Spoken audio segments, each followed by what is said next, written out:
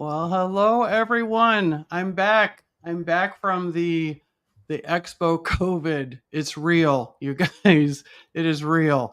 It happened, but you know what? It has no bearing on whether I'm going back there next year. So, welcome to Mock Girl Summer, Women of Fantasy Football's mock draft show here on both the Club Fantasy and WOFF YouTube channels. I'm your host, Wendi Earley. By the way, it was just a bad cold, you guys. So, Julia, you know what? She can't make it tonight. I'm so sad, but we have none other than Club Fantasy, FFL, and Women of Fantasy Football superhero, my special co-host tonight, Josh Hudson. Hey, Josh, how's it going tonight? Fantasy football superhero. That's Yeah. a good You are. one.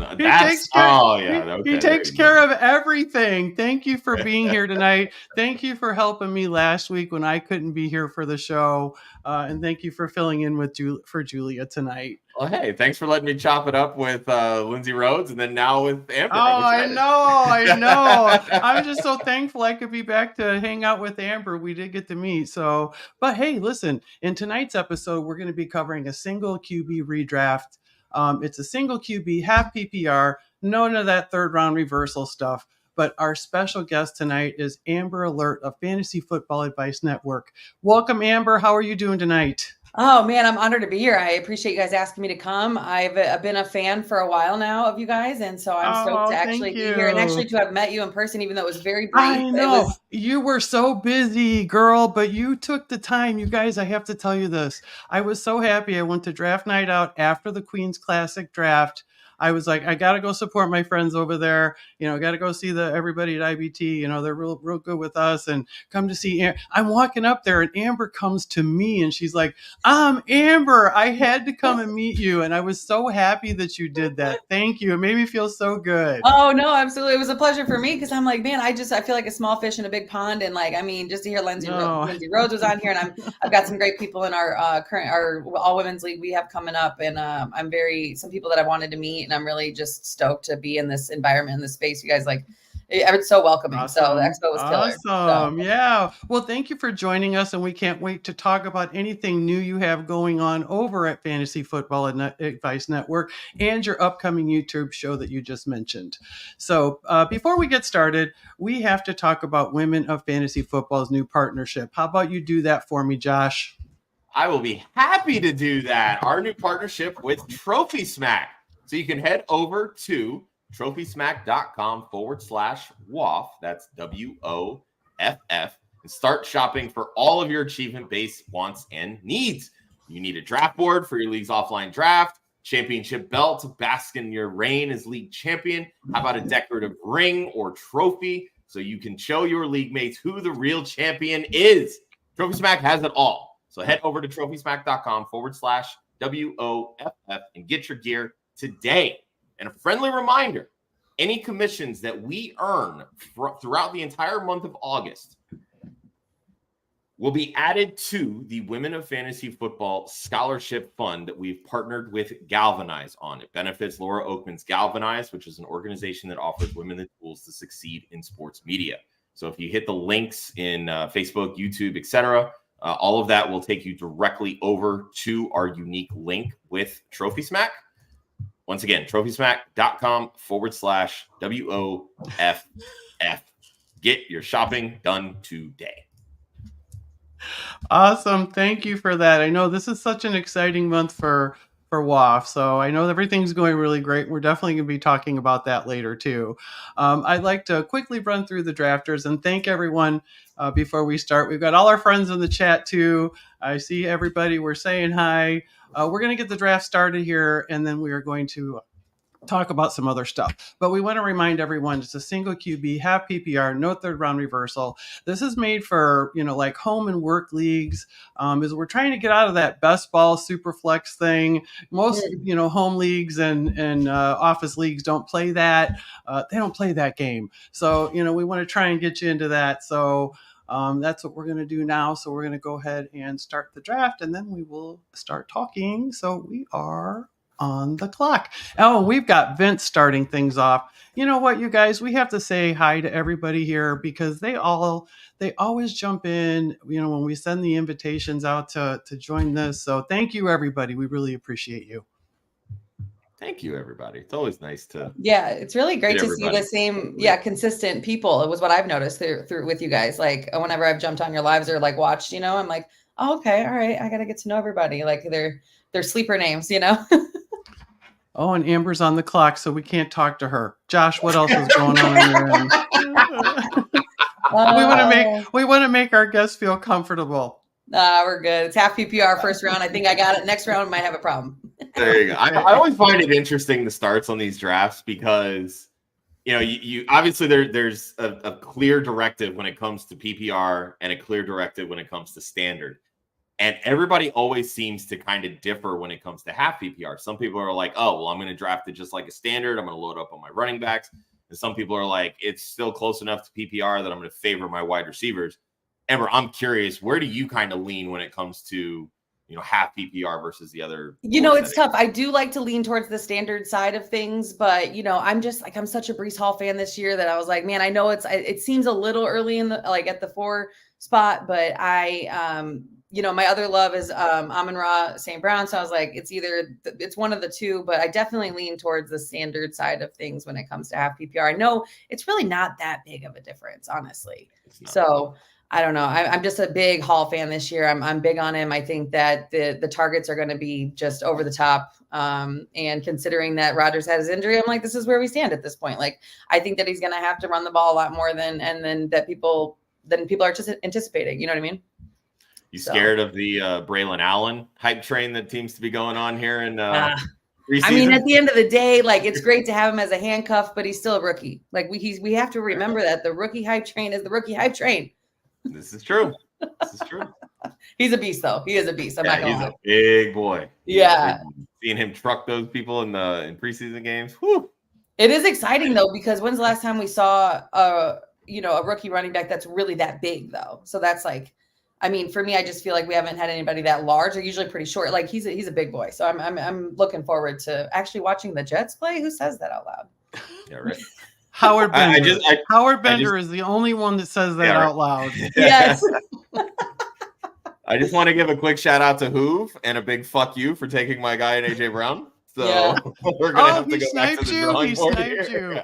Well, I mean, come on, you're wearing the hat even. Hoove, that was not very nice to do that to Josh. I'm just saying. What's the earliest you'll take AJ, by the way, Josh? He's my wide receiver 4 on the season. So, okay. I'm probably stupidly high on AJ Brown. I think he has one of the higher ceilings from the group of that like kind of elite tier. I think he can outproduce Jamar Chase this year. I think he can outproduce Justin Jefferson with ease this year. I think even, because you really, when you're looking at those top guys, CD Lamb's not in camp, Jamar Chase isn't in camp. Yep. Tyreek Hill's already dealing with injuries. Justin Jefferson has Sam Darnold as his quarterback. Like, I'm not excited about that by any means. Puka Nacua is already dealing with an injury. And who's there just absolutely balling and has a comfortability with his quarterback? It's AJ Brown. Right. He has 10 plus touchdown upside. He had over 17 yards per reception last year, has a history of big plays going down the field. And Kellen Moore, as the new offensive coordinator here, they're going to let it rip. He's going to get a lot more downfield targets this year. And I think all of that is just an absolute perfect storm when it comes to the potential for AJ Brown's production this year. Yeah. And no, Gator, I did not forget about Jahan Dotson. There's a reason that a former first-round pick gets traded in the 3rd season of his career, because he's not as good as people thought he was. Just throwing that out there. Oh, it's funny because when trades happen, it interests me that people get really, they get low on certain players that are already on the team. And I'm like, guys, like, did you see what the trade had in it? Did we pay attention to the, what was it? Was it 2 7th rounders and a 5th? No, 3rd? So it was, they got back a 5th and Dotson for a 3rd and 2 7ths. A 3rd and 2 7ths, right? Okay. Which is, I mean, there's potential there, but there's a reason why they got rid of him, which is crazy. I agree. Yeah, they definitely, gave up on him fairly quickly, in my opinion. But I mean, there's a new regime over there. Yeah, there's a lot going on. Well, and that's the thing is like when you bring a new regime in, they're going through and they're looking at the roster, right? They're trying to figure out are these guys that fit with our new culture? Are these guys that fit with the system that we want to run? Jahan Dotson, he can play both inside and out. He's definitely more effective as an inside receiver. Or an outside receiver, excuse me. But the thing that I love about this is that if they ultimately end up trying to push Jahan Dotson more to the outside, Josh, you're on the clock. Yeah, I know. Yeah. Then ultimately what that's going to do is it's going to push Devonta Smith more out of the slot. Look what happens when Kellen Moore moved CeeDee Lamb into the slot. His prospect exploded. And last year while running out of the slot, Devonta Smith averaged almost over 3 yards per route run last year.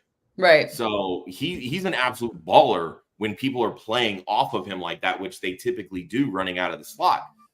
This move only makes things better for the bigger pieces of that offense, Devonta Smith and A.J. Brown.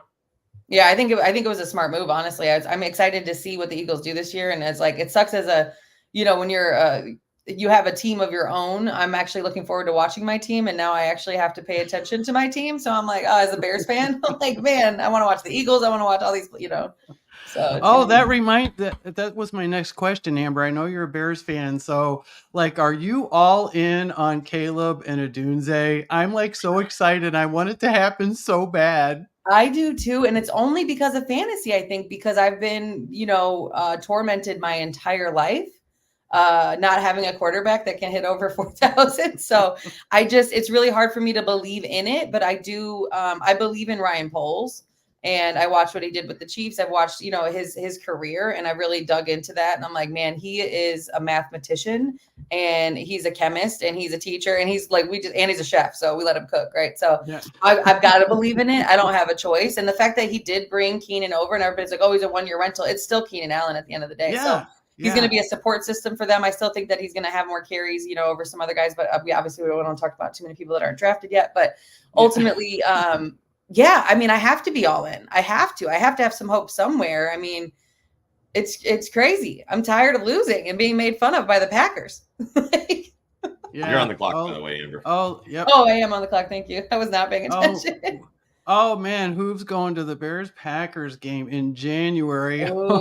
That's kind of taking a chance there, Hoove. I mean, it's a good chance to take. I would do it too. I'm going to the Bears-Lions game in Chicago, December 22nd, which is like 3 days before Christmas. But they were gifted to me, so I'm like, I'm going as long as I can get there. I don't care how cold it is. I will suck it up. It'll be just fine. Some of the best times I ever had in my life were at a Bears-Packers game in Lambeau. Actually, it was Christmas Day in the 05-06 season when we went to the bowl. And like, it was the best time of my entire life in Lambeau. And everybody was we had already, clinched division. So it wasn't a big deal. And like, it was amazing. I mean, everybody was just generous and kind and welcoming. And so enjoy yourself because it's a good time. Yeah, that's a bucket list for me. I've never been to Lambeau, so I definitely want to do that. Yeah, it will, Hoove. So, somebody explain to me, because I'm not a northerner, what is the appeal of going to games outside in January when it's like 0 degrees, when I could be at my house in cool, comfortable temperatures? When you buy the tickets, though, you don't know what the weather's going to be like when you buy the tickets. That's the way north in January. You can prognosticate pretty easily. And you know what? If you didn't buy the tickets and you're sitting at home and it's 60 degrees on January 5th, you're going to be kicking yourself in the ass for not buying the tickets. Does that ever happen, though? It happens, Josh. All right, I'm reaching here, guys. I'm reaching, but I have to do it. So anyways. Yeah, she did it. Listen, I wanted to ask about the love that Josh has for DK Metcalf. I want to hear it from Amber first, because DK is that fucking dude. That's what I'm saying. He's a monster. I mean, come on. Like, he's flying under the radar, especially in these kind of drafts for home leagues and office drafts. Nobody's taking him. It's insane to me. I didn't snipe him from a friend in our friends league, and I don't know why I didn't. And I'm like a 2-time champ, and I'm like going after my 3P, and it's like I didn't snipe him because I felt bad. I'm like, that's some lady stuff right there. I was like, let me get this together, because I was like, so let me do it in this mock so I can get ready for the next couple I have coming up, because he is a monster. I mean, he's 26 years old, right? I mean, we know that he is just built differently. So I can't see him not being successful. And we know Lockett's on his way out. JSN is JSN, and like he's going to progress, I think, this year. But man, it's DK, you know. So the fact that he's going lower, like low end third, I'm like, let me go and get him now, because I'm not gonna be able to get him later.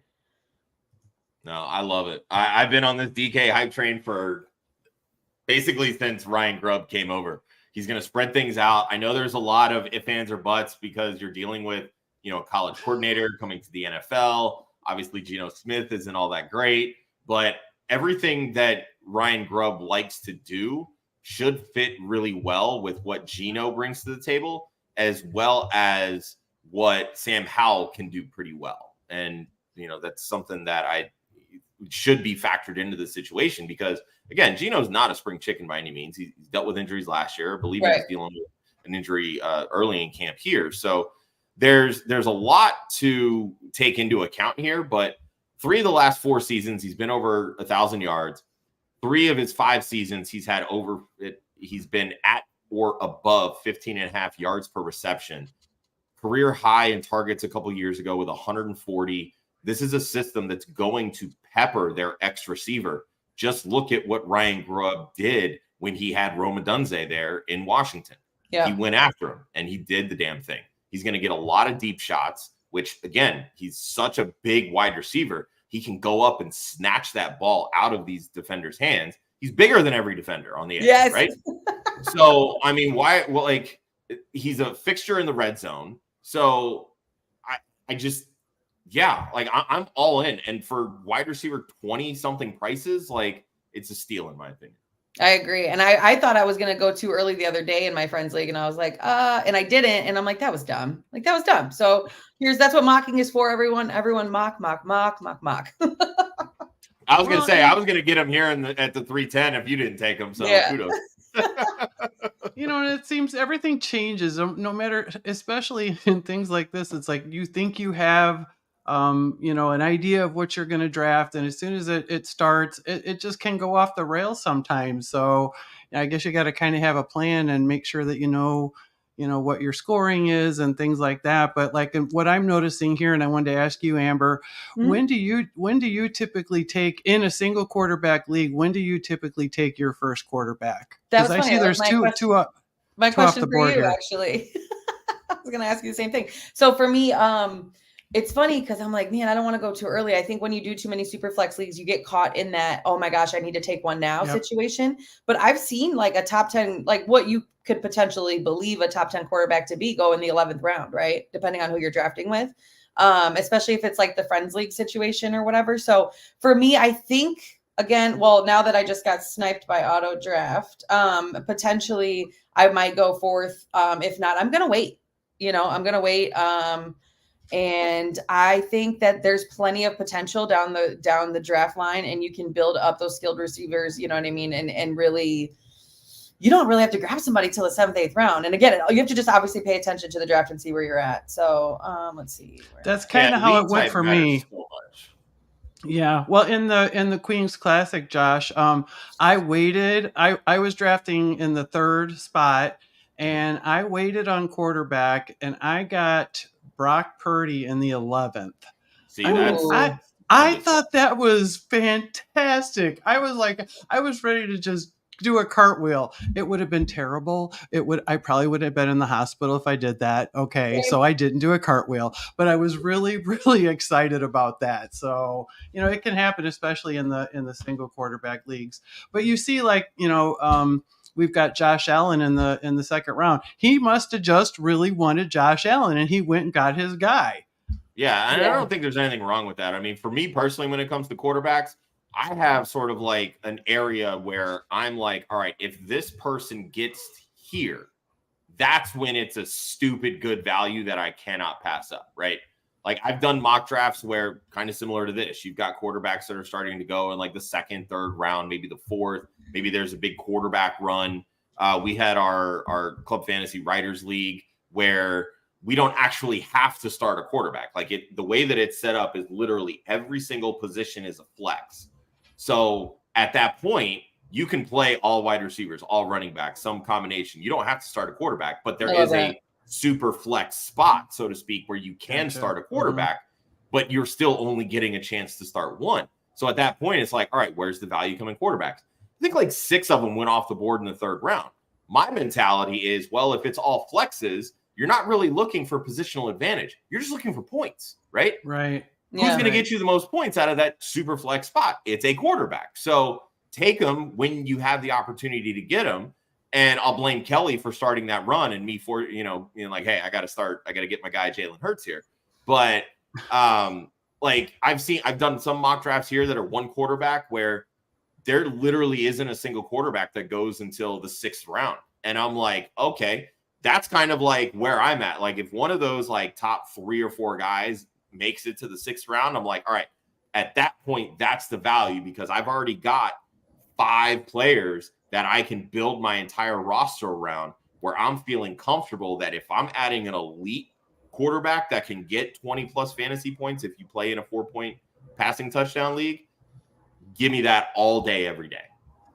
Yeah. That's the hard part, I think, too, is with QBs, like you want whoever's going to have the ball in their hand the most, right? And that's a QB. And at the end of the day, like some of them just aren't worth it. And it's like last year, I think I saw a big drastic difference from the year before. And our wide receivers, getting, obviously just getting more points than our quarterbacks. And obviously we had so many injuries the year before and then last year as well. So I'm just hoping to see a difference this year in how that looks. And also just with so many different team dynamics that we haven't, like this year was, they blew it out of the water. The NFL was like, all right, we need to get it spicy and get it back in. And every coach was like, we need to get new players, every GM. So I'm really looking forward to see what we can produce this year. And some of the backup QBs are looking great too. So if somebody falls, I think we're feeling a lot better than we were last year, Yeah, well, that's the thing. I feel like teams were just like, man, these last 2 years, we've cycled through quarterbacks like underwear. Like, what are we doing here? We got to make sure that we're like hitting a good one behind because if something happens, we're fucked. Yeah. Like, I don't remember who it was that tweeted this, but they were sharing a quote from Peyton Manning's old offensive coordinator, Tom Moore, where Tom was asked, how come the backup quarterback behind Manning never really gets practice reps? And this is a loose quote. It's not exact, but basically what he said was, well, if our backup has to come in, we're fucked anyways, and we don't practice fucked. So I love it. And I was like, that right there is gold. Yeah, I feel like it's different nowadays, though. We really got it. Like, I was watching a little bit of the preseason game with the Bears, and it's like, Bajan's out there really trying to get a job, He's really He was. Just fight for his life out there, man. Yeah. I'm not mad at his performance, though. There was a few drops on receivers that weren't necessarily his fault. There was a little skid, It could go either way, honestly, but I'm not upset about it, so we'll see. Like I said, I'm nervous though. When it comes to a QB, a rookie QB anytime though, I'm a little nervous. I'm not going to lie. Like it comes down to how many rookie QBs we got. Even Jaden Daniels, I'm huge on Jaden Daniels. I think more so than Caleb, just because I am a Bears fan and I'm a little nervous because no matter what, we're going to see mistakes. We're going to see things happen, make sure the cohesiveness is there. Who knows, So, even Richardson, right? Like we got to see 4 games from the guy, and it's like, all right. And did he just throw a pick earlier? Wasn't that a thing? Probably. That's all he does is throw picks, and throw bombs, or run touchdowns. I'm curious, Amber. What's your take on Anthony Richardson? Amber's on the clock. Like everybody is so incredibly high on Richardson because they recognize the potential for what he can do on the ground. He had 4 rushing touchdowns last year in basically 2 games played. And they're like, oh, if he figures it out from a passing perspective, this is QB1 hands down, blah, blah, blah. He hasn't even finished 2 full games. Right. As a starting quarterback. Didn't complete 60% of his passes in college. Didn't complete 60% of his passes in limited time last year. Why do we think after not even playing 4 full games last year that he can come in and suddenly figure it all out? I'm curious what your opinion on his is. I think that people are high on his feet and his legs, and I think that that's what they're hyping that up, and I think that they're they're putting all their money and eggs in one basket, right? Like they're going to the bank. They're like, I'm gonna cash this check. That's it. I don't have to worry about it. But like when we look at major injuries, like why do we believe that anybody's going to come back and be full force within the first year? Like it's not going to happen. It's never going to happen. I don't know if you guys, I got a chance to see the injury panel at the expo. I mean, it was intense and it was amazing because they broke it down in such a way. They're like, that's not going to like a lot of these injuries are the chances of them coming back or the percentages are just insane. So for me, I think they're just banking on his legs. I mean, really, at the end of the day. I get that, but even the quarterbacks that rush for exponential amounts, they end up as top 10 quarterbacks, and I get that. But so much of that component still boils down to you have to do it with your arm, right? I mean, we saw from Justin Fields how great he can be on the ground, but then he finished the season with well under 400 pass attempts and didn't reach the ceilings that we're drafting Anthony Richardson at. Why do we automatically assume that Richardson is going to come in and throw 400, 450 times when, mind you, the injury that he suffered was a shoulder injury? Right. So like that like the community on this is just baffling to me. Like as I've gone through my projections and start moving people up and down, like at one point, I think I had Richardson as like my QB 14 or 15. He slowly crept up into my top 12, but I still don't have him the, QB 5, QB 6 that some people have him. I've seen some people put him as their QB 1. And I'm just like, that's just stupid to me. Like, you're basically just donating money at that point if you're actually banking your entire season around Anthony Richardson. So yeah, exactly. Wendi, how do you feel about it? Like, have you drafted him in all this season? I'm sure it's been a million drafts, but like best ball, I'm okay with that. I very rarely get him. I don't know if I'm just he's not on my radar but I tend to agree with that. He kind of scares me. I mean, I would not doubt if he gets out there and balls out this year. I really would not doubt that that's going to happen. I just don't know if I'm willing to take the chance. Yeah, I think so for me, I don't think I've drafted him directly. I think that I bought a couple orphan leagues that had him in it. And like, I really need to up my ante on my quarterbacks, but yeah, it's a little scary for me. And I've always been huge on, 1 year, 2 year removed, right, from an injury. Like everybody knows this, we talk about it all the time, but I don't know if anybody really puts it into play and like they let recency bias or whatever. And again, recency bias should be injury. It shouldn't be, oh my God, he's amazing. So I don't know. It's just an interesting fact for me, but go ahead. I want to look back at Vince's team because I noticed something that he did earlier. He took Lamar, and then on that turn, he went ahead and took Andrews for that little stack there. So, and honestly, that's not a bad deal because that was a tight end 5 to get a stack like that. Is that something you would do in a single quarterback league like this? Yeah, for me, yeah. I honestly, it's funny because I was going to grab Lamar and do the Lamar Henry stack. Okay. On that next flip, because like I was like, all right, do I want to do this? And I'm like, again, it's mocking, so this is what we're doing, right? We're getting ourselves prepared. I want that Henry Lamar stack for sure. And then it happened, and I was like, wow, that was genius because I mean, to get Andrews in, and again, I'm so used to tight end premiums, obviously this whole offseason. Mm-hmm. 1, 2, 3. Yeah, to get Andrews in the 5th and Lamar in the 4th. I mean, I think that's beautiful. I think that's fantastic. I would do it. What about you, Josh? I like the start. I mean, the Lamar Andrew stack, I feel like, is that when people are doing their best ball drafts, like that is the stack that everybody is like, please God, let me get this stack because it rarely ever happens. Literally the very first best ball draft I drafted from the 101 and I was able to land that stack. Yeah. And everybody in our Discord was just like, are you freaking kidding me? How the hell did you do this? And I was just like, look, it fell to me. What do you want from me? But like, there's certain stacks like, and even, if you want to flip that, I know it was an auto draft, but Jeff Geek Mill at the end pulling off the Kelce Mahomes stack, like, yes, like those two stacks right there. If you're going, those are okay no matter what. I was about to say those are stacks that, like, hey, by all means, do it. And especially if they fall to you like that. The first tight end off the board here was the 312. Like, wow, because that doesn't usually happen.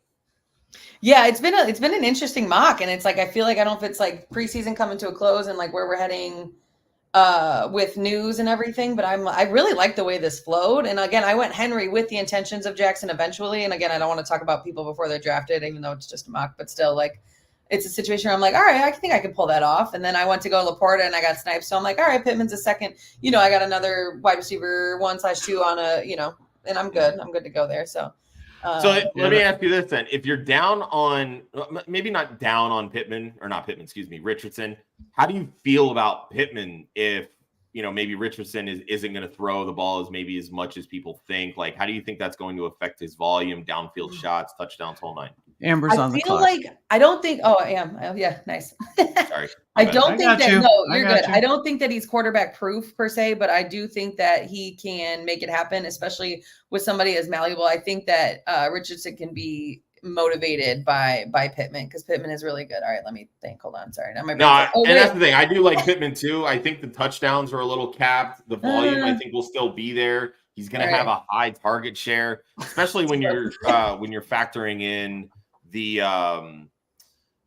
injury to Josh Downs. Like, that's going to play off. Like, Anthony Richardson looked Josh Downs' way quite a bit. Like, they developed a really good rapport coming out, and him going missing is going to open up some opportunities for Pierce and Adonai Mitchell. But Pittman's still that number one guy. He's the one that signed the extension in the offseason. They believe in him. He's going to be that first read in that offense. Agreed. I just don't know that you're going to see again, the Steichen offense kind of coming over from when they brought in A.J. Brown in Philly. Like, he's not A.J. Brown, so I don't think you're going to get that same level, but he still has that ability to command a 25+% target share. And I was going to say, I still see the targets coming in. That makes me, I'm okay with it. Feels like more of a safe pick versus like, that high ceiling pick that you're looking for. Right. So, I don't know. I'm a little nervous about some of the choices, like even Cooper being on the, older side, Watson. I was going to say that's an offense that scares the hell out of me. Yeah. I'm like so out on Deshaun Watson. It is not. Yeah. I mean, take the personal side of things out of the equation, but he looked still out so washed last year. Like, that shoulder looks done for. And again, quarterbacks, they kind of need their shoulders to throw the football. So if you can't get the ball downfield, I don't really see the value in his targets. Now, when you extrapolate what Cooper did last year with Deshaun Watson, without Deshaun Watson, he was going to finish as the exact same wide receiver 16 or whatever it was that he was on pace for. He was literally on pace for 262 fantasy points in PPR. So, like, I'm not as worried about Cooper as maybe I am with some of the other position players, David Njoku mainly. But, like, them going through and trading for Jerry Jeudy, they still have Elijah Moore. Like, those are quality weapons that can play in the NFL.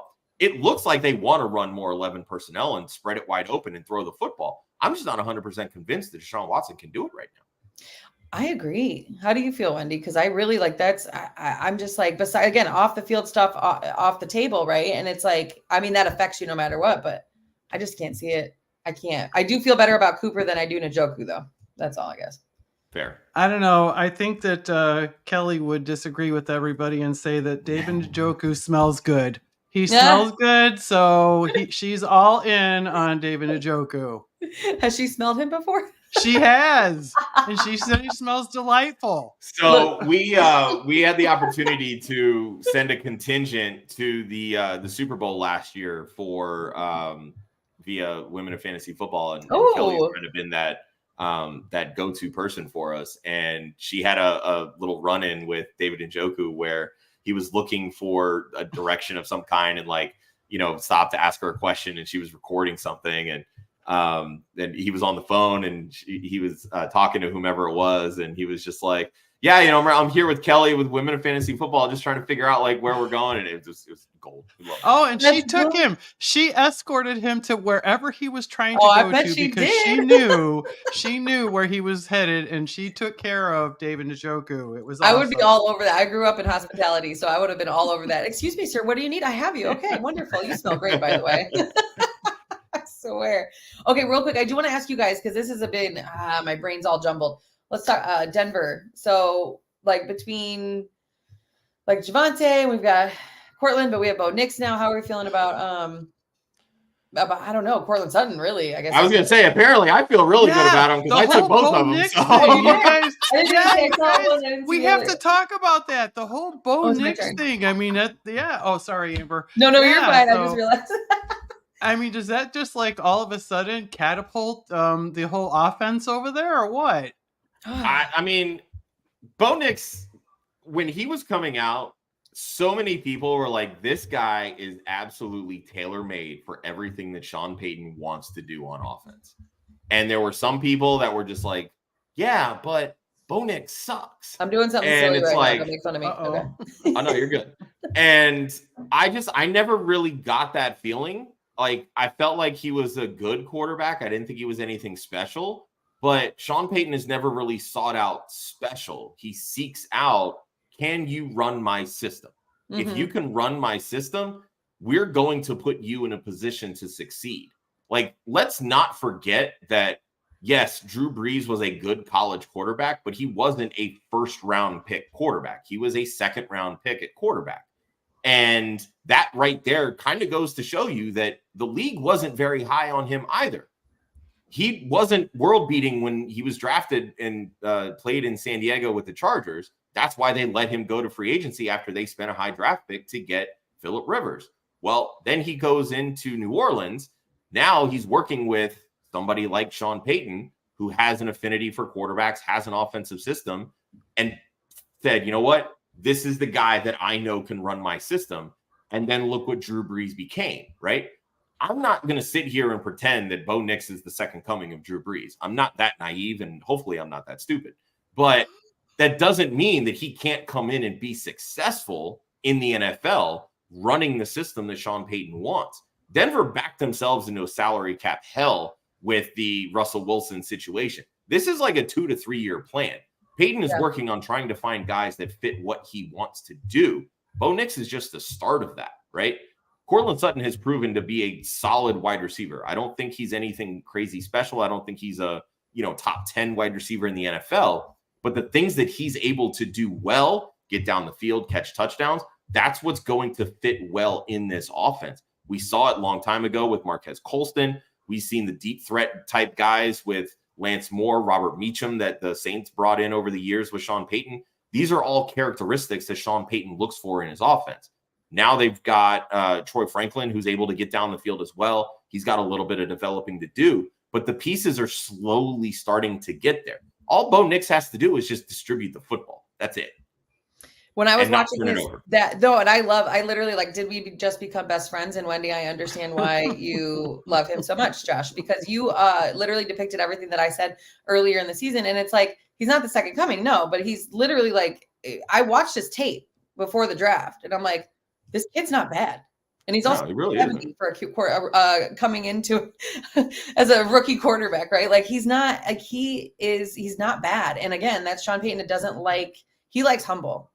He likes somebody who might not have made it. He likes somebody that's coming in and it's got their head down, ready to work. And that's it. Like, it's that simple. I mean, look at Sean Payton. I mean, that's just the kind of guy he is. He's, he's Sean Payton. Like, we don't need to. Yeah. He's got to be the ego in the room. Yeah, exactly. Well, so, I mean, Amber, you saw what happened with Russ. So Amber, I have to tell you, I have to tell everyone my brush with Bo Nix. Ooh. So I was able to attend the NFL Combine this year, courtesy of Women of Fantasy Football.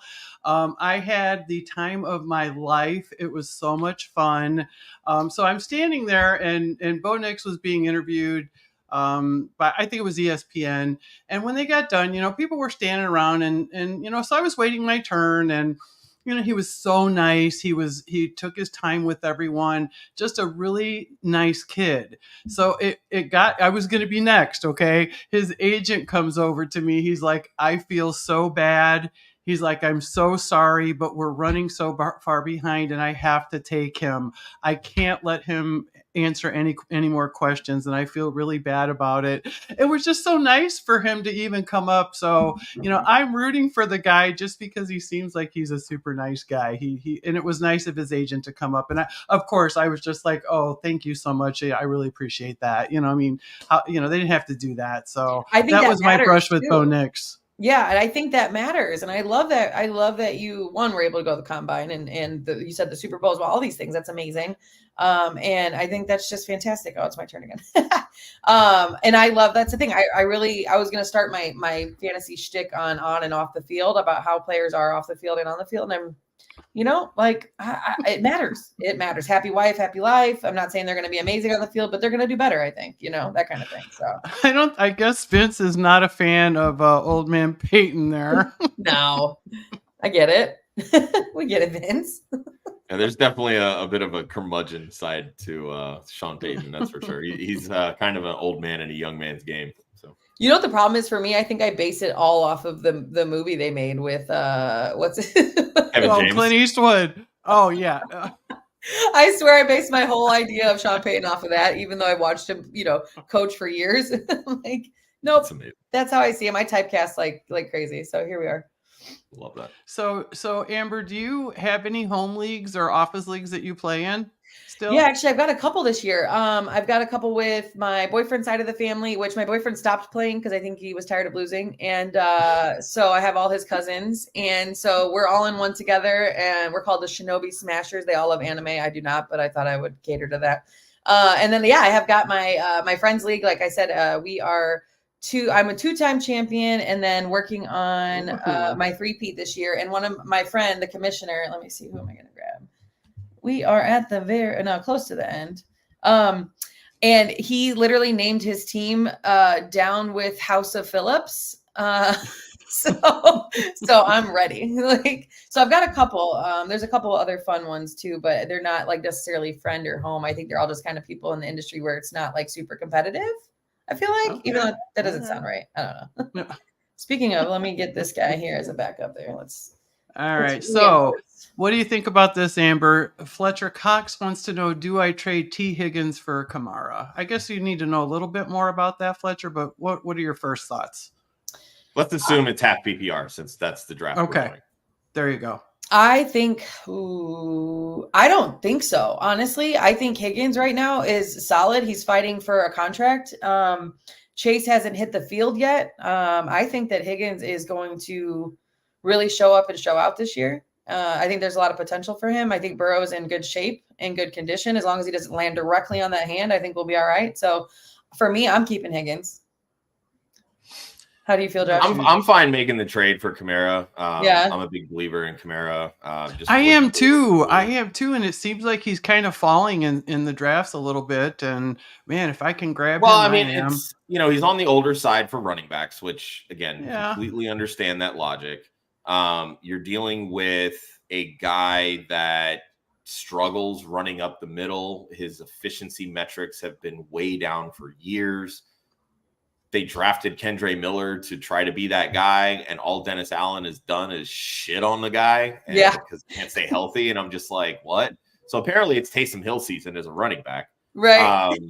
But there's still so much value that he brings to the table from a pass catching perspective that I think can really outweigh what T. Higgins can do, because the moment that Jamar Chase comes back, he's going to be so hot and cold. He's going to have some games where he's 7 for 120 and a touchdown, and then he's going to have some games where it's 2 for 35. And you know what? And a consistent. You might have that with Kamara too. Yeah. So I think Kamara offers the safest floor, but it's still, to me, it really just, when I think of trades like this, especially when you're trading like, a wide receiver for a running back or vice versa, I'm looking at how my team is constructed. So because running back is always going to be so incredibly thin on a fantasy football roster that I don't always love the idea of trading a running back for a wide receiver, because I feel like it's a lot easier to find pop week wide receivers on waivers versus like the running backs that ultimately, hit the waiver wire. It's all about opportunity, and most of them suck anyway. Yeah. So, but with the wide receivers, there's stuff that can actually get worked in more to the offense. Wendi, can you scroll the draft board up some just so we can see that last round?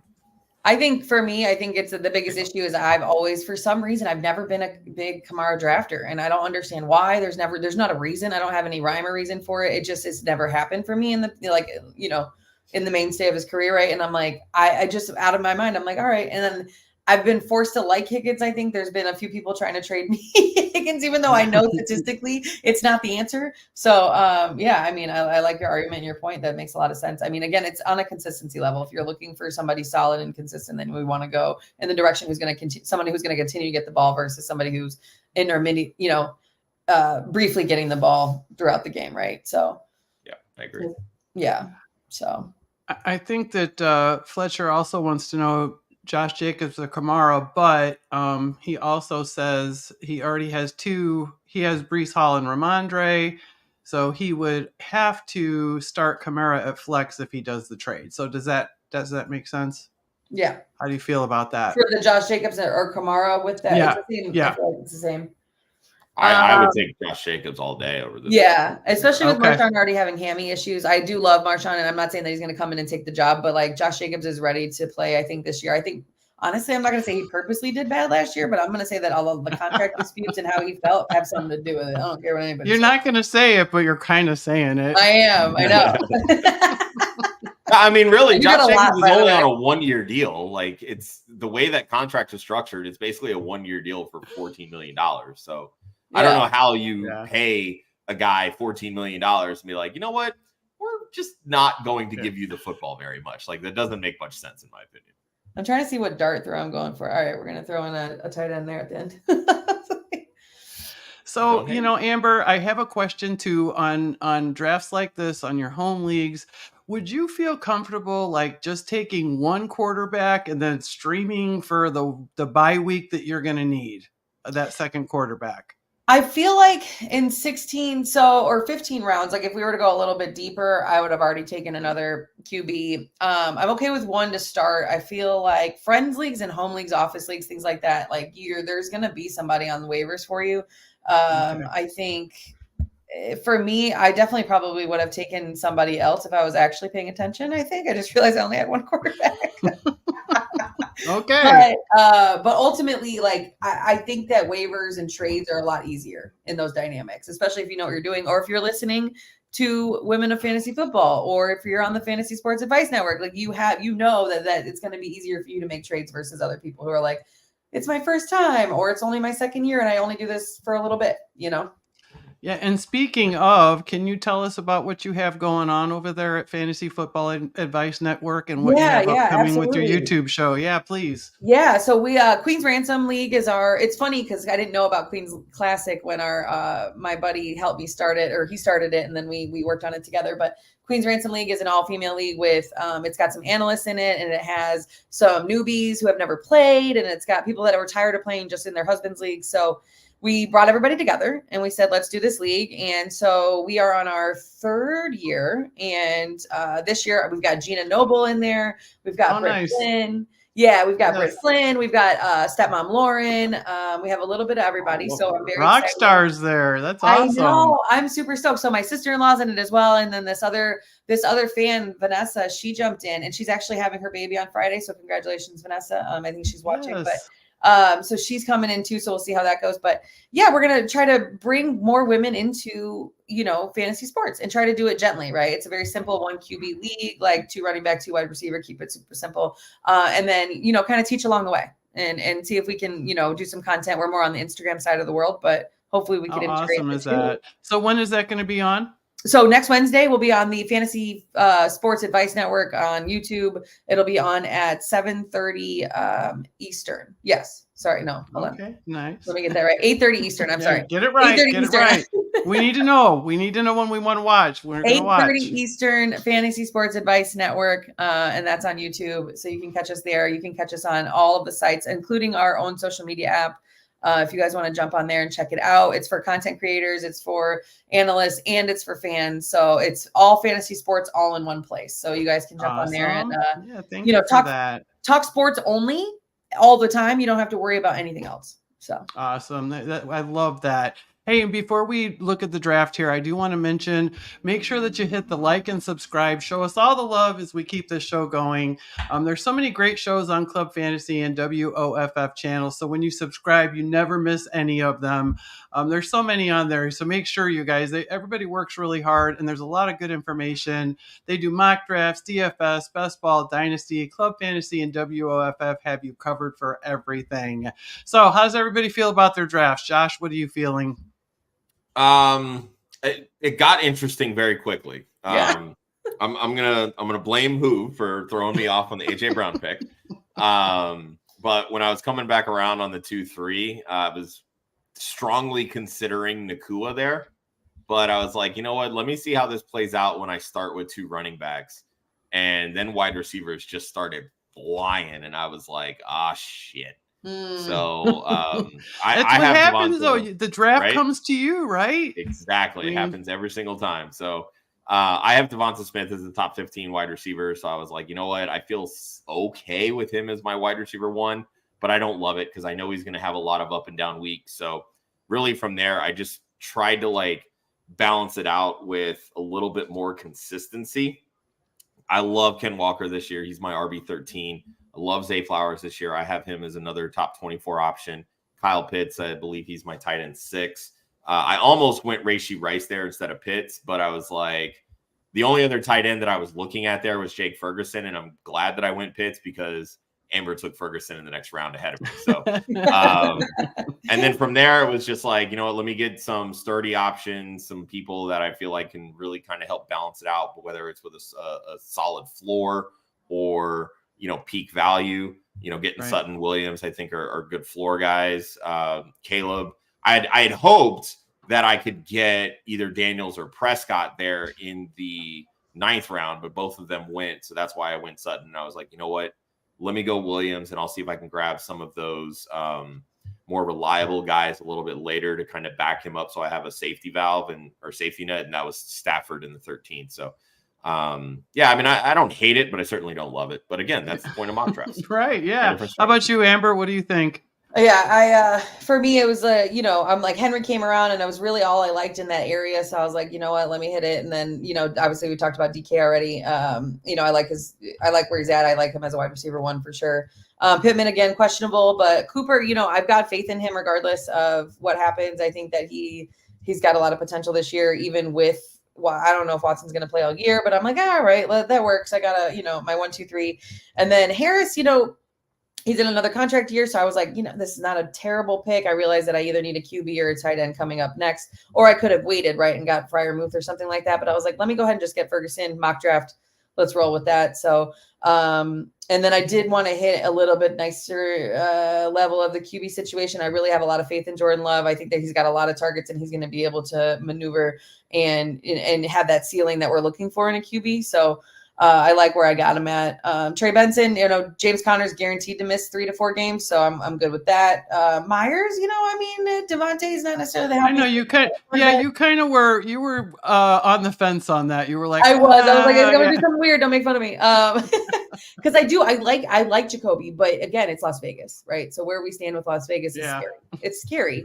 I don't want to draft any Raider, but here we are. Like I'm like, well, this is what fell to me. This is what we're gonna do. Brock Bowers is hurt too now, and a lot of times when you're dealing with tight ends and they miss any level of time, like that really stunts their development because they're learning not 1 but 2 positions, right? They're learning the receiving side of things as well as the blocking side of things. So it's going to be interesting to see how Bowers' development is curbed by that, which ultimately should favor Myers. My biggest issue is with Gardner Minshew at quarterback. That dude throws so many hospital balls, and Myers already has a history of concussions.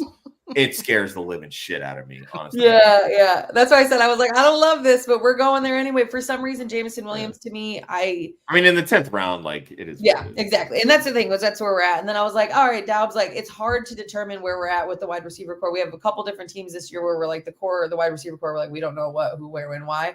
So Dobbs, I was like, you know what? I have Love. Screw it. Let's try to get a little mini stack here of whatever. Ty Chandler, I'm a big fan because we know Aaron Jones is, his knees hurt, right? We'll just put it that way. And so I'm feeling pretty good about him. Braylon, obviously, I want to back up Breece Hall. Luke McCaffrey, obviously with the Dotson move, and Sanders, I'm like throwing a dart at Carolina's tight end. You know, I did it with Chiggy. Let's do it with Sanders last year. There you go. There you go. How about you, Wendi? Well, I'm looking here. I honestly, and I hate to say this because I say it every time. This guy drafts so good. Vince, man, oh man, look at all of he is loaded up with wide receivers over there.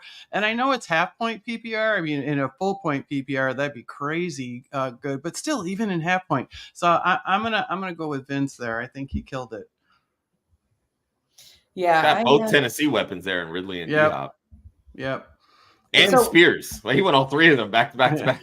He doesn't mess around, and it always falls to him. I don't understand. He's a closet Will Levis fan now. Well, who's your favorite team then? Because I'm wondering.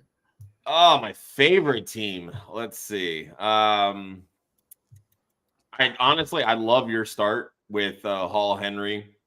I like the 3 wide receivers. Probably a little biased from the Metcalf pick. I like what Angie did at 3 with Hill and HN and Jacobs. I mean, she got Deontay Johnson. She wins the draft, in my opinion. So there you go. My girl, she took most people know my love for Deontay. So I was really hoping I could get him back at the 7-10 where I took Allen, because that seems to be that range where Deontay goes. It's kind of like 7, 8, 9. But hey, again, that's why we do these drafts. I can make sure I get him in the next one, right? That was a lot of fun for sure.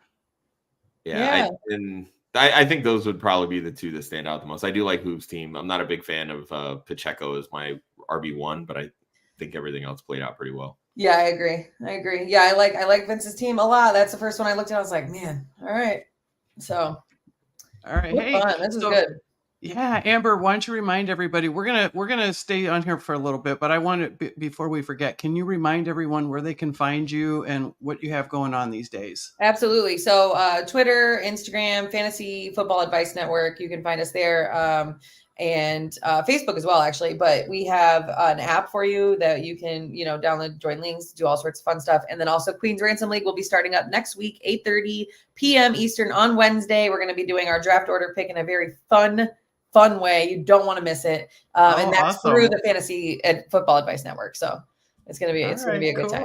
Cool. Yeah, awesome. Hey, thank you. So Josh, why don't you tell us about the final week of the Women of Fantasy Football Galvanized fundraiser?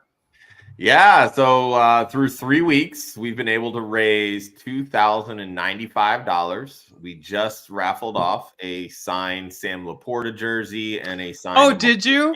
Jersey. A Sam Laporta jersey? Yeah. So here you go, Wendi. It's in good hands for now, but it'll come your way shortly. Congratulations on winning that, by the way. Thank you. And then this week, you guys, this is amazing.